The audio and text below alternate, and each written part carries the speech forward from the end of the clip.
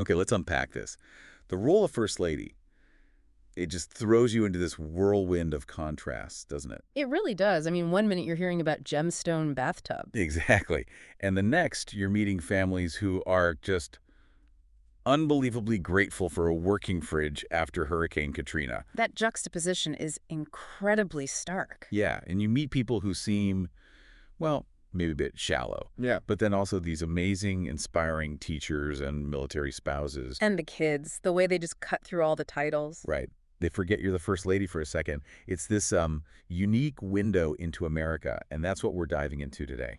And our guide for this is Michelle Obama's memoir, Becoming. Absolutely. Yeah. Our mission here is really to pull out the key insights from her early life and experiences, things about, personal growth, family influence, How she navigated these totally different worlds she moved through. and how she found her own footing. These are lessons, really, that can resonate with anyone, right? No matter your background, we're all on our own path. Definitely. It's not just her story, it's a way to look at the bigger American story, too. The challenges, the growth, all of it. So what are we covering? We'll look at her upbringing, Southside Chicago, Her parents, her brother Craig, huge influences. early school days, those childhood social things we all go through, Yeah. then Princeton, her career path starting out. Then, of course, how she met Barack Obama. It's quite a journey just in those early years. It really is. So let's start right there with family and early life in Chicago. Yeah, let's do that. It makes you think, doesn't it? How much those first experiences, that family, that community, really shape who we become. For sure. She talks about their apartment on the South Side, cramped, she says, but also this incredibly strong family unit, And her father, Fraser, he sounds like quite a character. doesn't he? Caught her hard work, definitely, but also Huh. laughter, keeping your word, those core things. It was a city worker, right? But also had this whole other side, jazz, art. Yeah, took classes at the Art Institute, apparently. Hmm. Painter, sculptor, Hmm. and an athlete, too. Swimmer, boxer. Wow. And really pushed Craig with basketball. The coins above the door. That's such a great image, isn't it? That specific encouragement. It really is. And her mother, Marion. She seems like the anchor for teaching them to think for themselves, use their voice. Big on early reading, too. The library trips, sounding out words. You can see how that built a foundation. Totally. And she mentions how their story, with its imperfections, is kind of part of that larger American story. It feels very real. That authenticity is key. It's not presented as some perfect fairy tale. No, not at all. And she gives these little details, like her childhood room, that flimsy wall separating her and Craig. The late night talks, tossing a sock back and forth. It paints such a picture of that closeness. Yeah, that sibling bond, it feels very tangible. But those everyday moments are what build the really strong connections. And then there was music. South Side, The Neighbor, Oh, right, the jazz influence. huge influence. He just opened up his record collection to her, bought her her first album, Stevie Wonder. Wow. Talking book, that's a classic. Right. And she describes listening to Aretha, Miles Davis, Billie Holiday at his place, sharing meals. She called his place heaven. That's powerful. It shows how community connections, shared passions can just open up a young person's world. Totally beyond her immediate family. Then the piano lessons with Robbie. A bit strict, maybe? Yeah, snippy and inflexible, she says, but rigorous. And she contrasts Robbie's piano, yellow keys, chip C. Right, with the perfect baby grand she saw later. And she says, Robbie's piano? That was just what a piano was to her then. Like her neighborhood, her dad. Yeah. It was her normal. That really hits home, doesn't it? How our early world defines our expectations, the comfort in the familiar. Definitely. And starting school, kindergarten, she was already reading. Thanks to her mom. Yeah. And having Craig there, older brother, that helped too. She liked school, Mrs. Burroughs. But she also noticed that sorting, that happens early on. Yeah. Subtle, but there. And how that head start from home just boosted confidence. Labels like bright, she says, often just built on advantages already there. It's an important point about, equity in education right from the start. For sure. And dealing with anger as a kid, she'd go to her mom. Who would listen calmly, acknowledge the feeling. But not just like indulge a tantrum. And her mom advocated behind the scenes, getting her moved up a grade when she was bored. That's really smart parenting. Listening, discerning the real need, and acting quietly. Yeah, real support. Okay, so moving into later childhood, navigating the social stuff, she describes herself as shy. especially compared to Craig, who is more outgoing. He kind of paved the way for her at school, she says. Broke every trail. That makes sense. An older sibling can be like a social buffer zone sometimes. Totally. And then that summer, she's 10, bored, starts exploring on her own. And finds Euclid Parkway, this little community. Right. But then she runs into Dee Dee, the test. Ah, the childhood social gauntlet. Dealing with negativity, finding your place. Exactly. Does she try to win her over, ignore her, shut her up? It's that classic kid dilemma.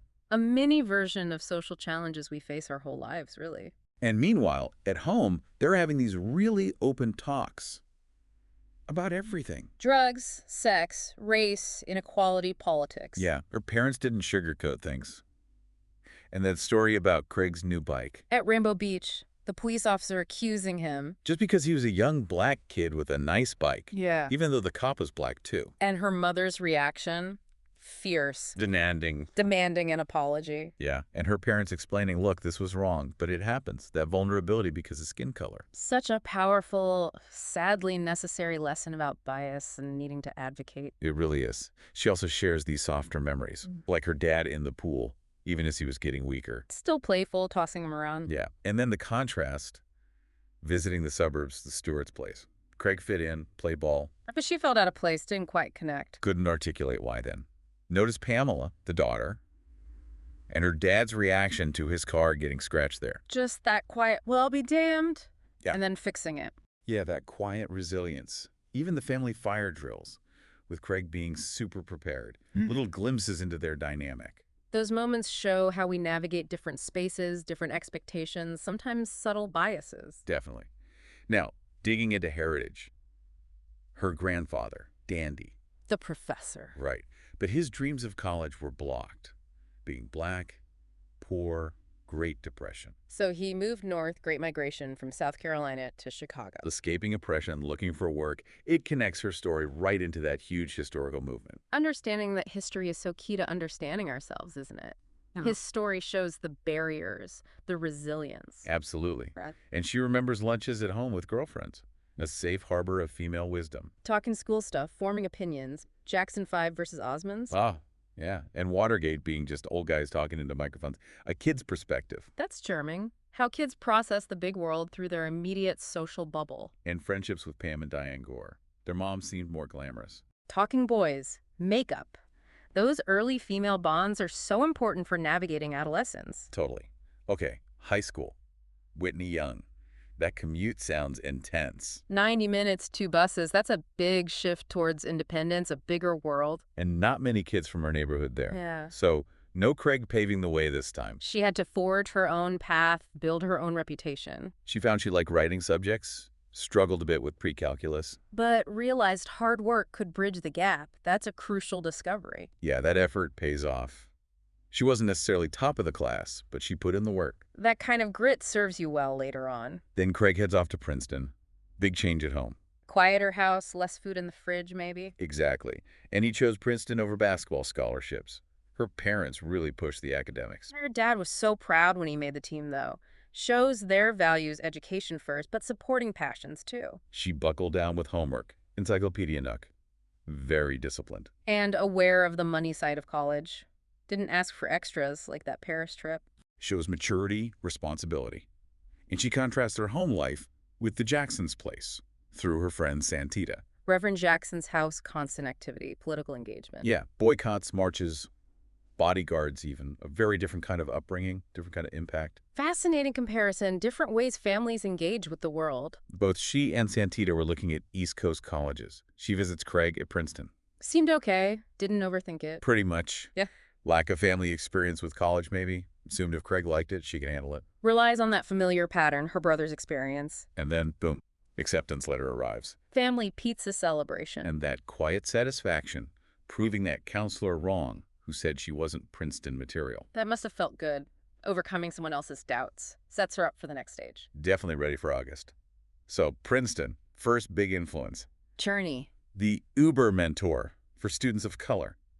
Energetic, advocate, single mom. Yeah, having someone like that who gets the specific challenges must have been huge. Absolutely. Providing that support, that sense of community. She saw other minority students feeling that otherness more sharply, Yeah. sidewalk incidents, dorm room stuff. And her reaction was to double down, excel, feel that pressure to represent. Yeah, exactly. That need to overperform, not just for herself. It's a common burden, unfortunately, in those kinds of environments. She also becomes close friends with Suzanne Scroozy.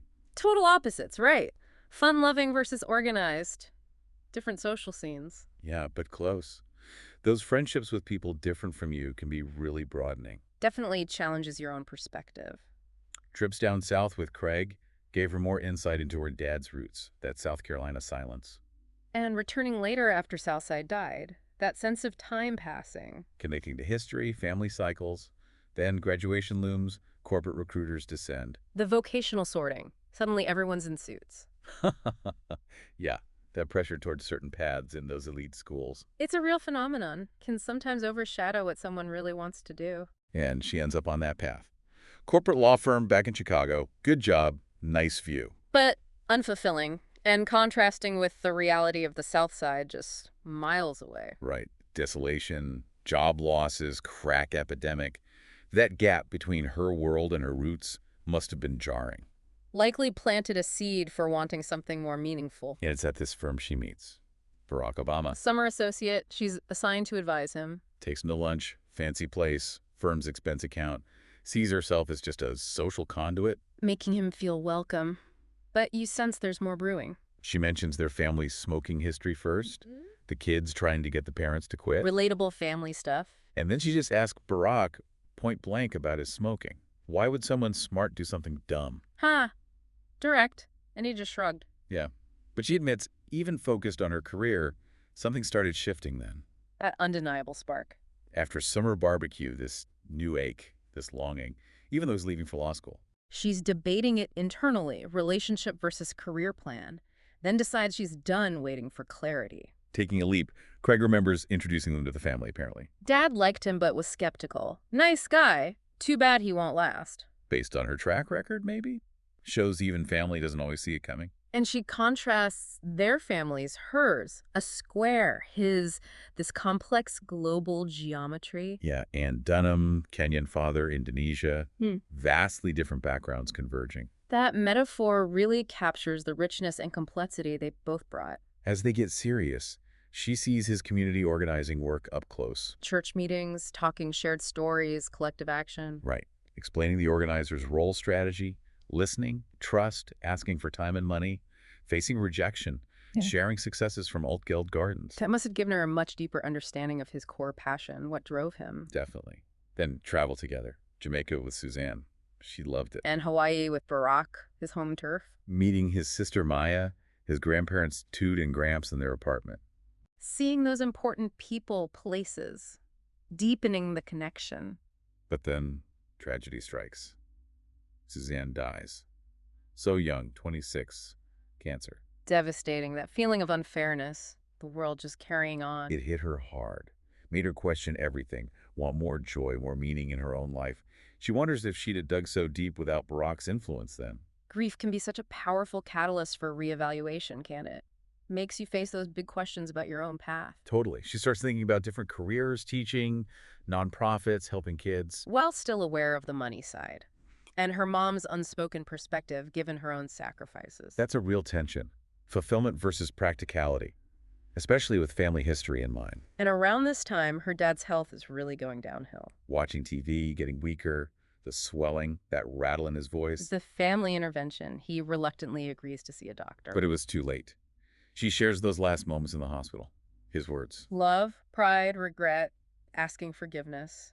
Goodbye. So moving. Losing him then must have been incredibly hard, shaped so much. Absolutely. A profound loss changes your perspective on everything. Soon after, she meets Valerie Jarrett through Susan Shearer at City Hall. Another lawyer who moved into public service, inspired by Mayor Harold Washington. Yeah, Valerie becomes this key mentor, opens her eyes to a different kind of career path, more community-focused. A real turning point, offering a different vision. But she's still wrestling with leaving corporate law, student loans, maybe buying a house, wanting kids. Versus that pull towards meaningful work, and she sees her dad's caution versus Barack's more faith-driven outlook. That classic conflict.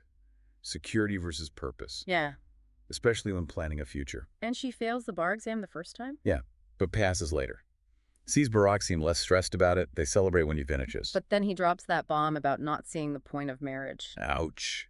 Right during a romantic dinner. That caused a major reaction. Understandably. Reveals a potential mismatch in their long-term views at that moment. Then the trip to Africa, with Barack and his sister Amma. The old VW, her white sneakers getting dusty. Barack feeling instantly at home. But she felt like an outsider. That in-betweenness, even being black. That's fascinating. Challenges assumptions about identity and connection to the continent. They travel to his grandmother's village, Kojalo. Red clay earth, kids greeting them. Meeting Granny Sarah, who asks which parent was white. So direct. Yeah. But it grounded her in his roots, his family history, in a really visceral way. Must have been incredibly powerful seeing that side of him. Eventually, the wedding in Chicago. Both families, friends, colleagues. Santita Jackson is maid of honor. Bringing those two different worlds together officially. Her city hall job was totally different from law. Meetings, complaints, even breaking up a fight at a senior picnic. Huh. Sounds like real hands-on community work. She found it engaging. Surprisingly, yes. And seeing Valerie Jarrett and Susan Scher as working moms who prioritized family. Role models showing it could be done. Being authentic, having strong friendships. Important examples. She also notes the big voter turnout after Harold Washington died. The power of the black vote. Seeing that civic engagement, collective power firsthand. Then Barack gets a book deal Mm. and immediately goes to Bali to write, right after the wedding. Yeah, that sounds intense. A bit unusual, maybe. But she accepted it as his process. Shows his dedication, maybe a unique approach to partnership early on. She reflects on becoming husband and wife, new expectations. And that psychic whiplash, wanting career and family like her mom, but different. Can you have it all? That eternal question. It's a conflict so many people grapple with. Her next job, Public Allies. Exciting but nerve-wracking, new field, new org. And a reality check about nonprofit pay. The first offer wasn't enough to live on. Highlights that privilege aspect. Not everyone can afford to take lower-paying, mission-driven jobs. But this time, working while Barack was in Springfield, she calls it a golden time for them. Both finding purpose. He was eager in the state Senate, introducing bills. Even if many failed initially, she saw he had a knack for it, despite the frustrations. That persistent hope. But then, personal heartache. A miscarriage. So tough, that pang of longing seeing other families. Very relatable pain. Even politics interfered with life.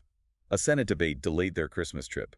She loved being with her daughters, even briefly thought about staying home. Comparing it to an idealized view of her own mom's life, we all do that sometimes, right? Totally. But she ends up taking a job at the university hospital for more flexibility. And they go to marriage counseling. Smart move, helps them understand each other's needs. And she realizes her happiness isn't just tied to his career. Big shift. Letting go of resentment, accepting their differences, her routine, his flexibility, making the most of time together. That's mature adaptation in a relationship, respecting each other's styles. Then, 2004, Barack decides to run for U.S. Senate. Frustrated in Springfield, thinks he can do more. They talk it over with friends. A senator's wife warns about the strain of long-distance political marriage. And Michelle feels like these big political moves aren't really her choices. That feeling of being swept along by a partner's political career must be common and difficult. Hurricane Katrina hits. Their reaction, his trip to Houston, it fuels his desire to do more. And the drumbeat starts for a presidential run in '06. He avoids talking to her about it directly. Yeah, the pressure builds. Yeah. She eventually agrees to campaign in Iowa, but sets conditions. Home for bedtime, mom helping with childcare, setting boundaries. Becomes a surrogate campaigner. Her first solo event in Des Moines, she connects with the people. Realizes they remind her of her own family, her community. Finds her message, honesty about politics, belief in Barack. That relatability was probably key. They hire Sam Cass, the chef. Healthier eating. But her own identity starts getting overshadowed by the campaign spotlight. Media focus on clothes, questioning her career. Maureen Dowd. Right, the princess comment. Frustrating attempts to box her in. But she pushes back, trying to humanize Barack. While carrying that constant underlying worry about his safety, especially as a black man in the spotlight. Try not to dwell on it, but it's there. Then the 2004 DNC speech.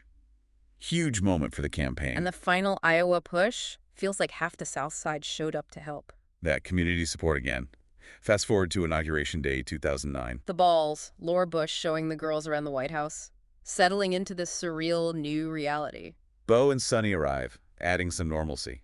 Gratitude for the staff. Always focus on keeping things normal for the girls. Balancing the extraordinary with the ordinary needs of kids. That 4th of July in Montana, family time mixed with campaigning. She takes leave from the hospital. Priorities shifting, the demands increasing, the constant staff, security, loss of privacy. Slow adjustment to public life. They do that TV interview with the girls. And immediately regret it. That protective instinct kicking in. The media twisting her words about pride in her country. That was tough. Shows how easily things get distorted in politics. But she found purpose campaigning too, right? Connecting with military spouses. Yeah, learning about their work-life balance. Then election night 2008. Tense. That quiet moment before Grant Park. Malia noticing the empty roads. And then the sheer scale of the crowd. Surreal. Bulletproof glass, ocean of people, the motorcade. Just overwhelming, the reality hitting them. They try to create a different bubble for the girls in D.C. More normalcy, safety, Sidwell Friends School. And her mom moves to Washington, reluctantly at first, but crucial support. The Biden grandkids help too. Inauguration day was freezing. She felt lonely at first in the White House. Understandable, despite all the activity, but they wanted to democratize the space, make it more inclusive. Slowly it becomes home. Appreciating the staff's humanity. Meeting the Queen at contrast. And the Secret Service, necessary but confining sometimes. She aims to be purposeful as First Lady, but parent first. Quiet, methodical work. Going deep. The White House garden becomes a big symbol of that. Health, community. Even funny moments, like animals escaping on the lawn. Need those moments of levity. But also the profound experiences visiting military hospitals. Witnessing that resilience. Working with Jill Biden on joining forces. Trusting security. Pushing fear away. Always grounded in wanting to create opportunities for kids like those on the South Side. Aware of the support she received. Malia seeing snipers at school. Just a stark reminder of their reality. Trying to maintain some privacy, occasional anonymous outings, those Chicago girlfriends remained vital. The Osama bin Laden news relief. Celebration. By end of 2011, tangible progress, Iraq war ending, ACA provisions. Let's move. Gaining traction. She's learning to wield that soft power of the First Lady role effectively. Using the platform for real impact on issues she cared about. Re-election in 2012. Relief. But then Sandy Hook. Devastating. She couldn't go to Newtown with Barack. The emotional toll of these national tragedies. But she attends Hadia Pendleton's funeral, wanting to highlight city gun violence. Connecting with students, visiting schools in Inglewood, learning about the violence there, trying to uplift. And balancing that with normal parent stuff, like Malia's prom, trying to act cool. The world changing rapidly to tech, social media impacting the girls. Then Charleston, Mother Emanuel shooting. Another painful visit. Underscores the ongoing struggles with racial injustice. Leaving the White House. Driving without Secret Service for the first time in years. Must have felt incredibly strange, and the Queen inviting her into the Range Rover back seat, unique moments. Malia graduates high school. Pride. Reflecting on her convention speeches, defining herself. Deciding to stay in D.C. for Sasha to finish school, practical family decision. Watching the 2016 election results as private citizens. Weird. Her message afterwards. Resilience, keep moving forward. Thinking about what lasts as they leave, the history of being the first Black first family for 2 terms. Hoping visitors see reminders of their time there, thanking supporters, advocates, saying goodbye to staff, emotional, especially for the girls. Those personal connections made over 8 years. Her final thoughts really wrap it up. An ordinary person in extraordinary circumstances, wanting more stories heard. Inclusivity, owning your story, seeing and hearing others. This is how we become. And thanking her team, Melissa Winter especially. It's a powerful conclusion about self-discovery, connection, embracing your journey. So wrapping up this deep dive into becoming, we've seen that power of family, navigating different worlds, finding your voice, that whole ongoing journey. Yeah, the constant process of becoming. What's the one big takeaway, the aha moment you think really sticks with you from this? You know, I think it's her emphasis on owning your story. Like she says, your story is what you have. It is something to own. That idea feels so central. That's really powerful, isn't it? No matter where you come from, your narrative has value. Exactly. And this deep dive, pulling from her experiences, it kind of gives you, the listener, a shortcut to some of those big life lessons, right? Yeah, gaining that perspective, that insight without having lived it yourself. Precisely. So maybe take a second now and think about your own becoming. Who are the key people or the turning points? What parts of your own story do you want to own, maybe share? How do you want to use your voice? Maybe this sparks something digging into her book more, or just thinking about your own path. It's all part of figuring out who you are and who you're still becoming.